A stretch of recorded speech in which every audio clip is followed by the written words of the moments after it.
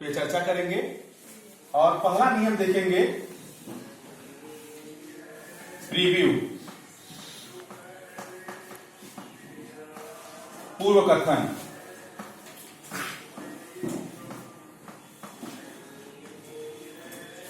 जो पाठ हमको पढ़ना है उस पाठ को पढ़ने से पहले हम पहले पूर्व कथन कर लें कि क्या पढ़ना है। जैसे आपको पार्ट्स ऑफ स्पीच पढ़ना है तो पार्ट्स ऑफ स्पीच में आपको नाउन पढ़ना है कि प्रोनाउन पढ़ना है, पहले से ही आप क्लियर कर लीजिए। दूसरा क्वेश्चन,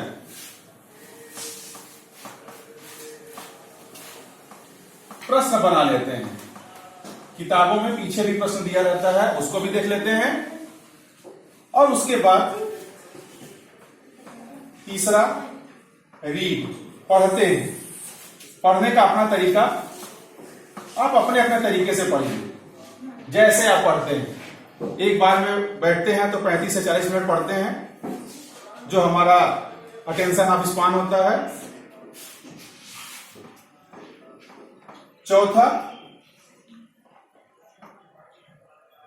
सेल्फ रेसिटेशन, आत्म प्रपठन, अपने मन में पढ़ना, समझ समझ के पढ़ना।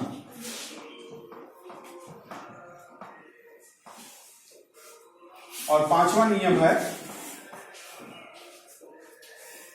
टेस्ट, जो कुछ पढ़ा उसकी जांच करना।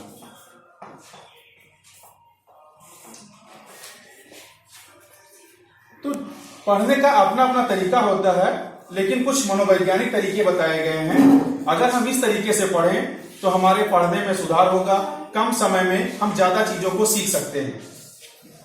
एक बार फिर से आपको बताते हैं कि सबसे पहले जो पाठ आपको पढ़ना है उसका आप पूर्व कथन करिए, फिर आप उससे रिलेटेड प्रश्न को बनाइए। प्रश्न बनाने के बाद पढ़ने को अपने तरीके से पढ़िए। आप देखिए कि आप किस तरीके से अच्छे तरीके से पढ़ सकते हैं, है ना।